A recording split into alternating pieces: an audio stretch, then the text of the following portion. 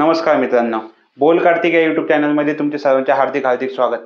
आज आपण जाणून घेणार आहोत खासदारांना किती वेतन असतं व त्यासाठी कोणत्या पात्रता असतात हे आपण या व्हिडिओच्या माध्यमातून पाहणार आहोत. तर चला व्हिडिओला सुरुवात करूया. त्याआधी चॅनलवर नवीन असेल तर चॅनलला सबस्क्राईब करा व पुढील बेल दाबा.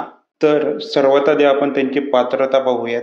कलम 84 नुसार व्यक्ती संसद सदस्य होण्यासाठी काही पात्रता लागते ते आपण पाहूयात. 1.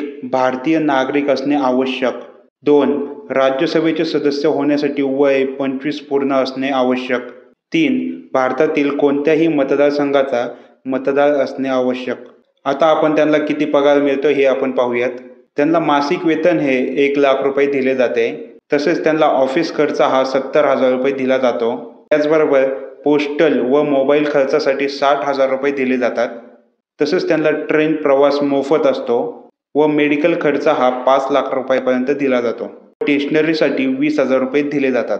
तसेच त्यांना सरकारी कामानिमित्त 16 रुपये प्रति किलोमीटर असे पैसे दिले जातात. त्या व्यतिरिक्त त्यांना इलेक्शन काळात वेगळे भत्ते दिले जातात.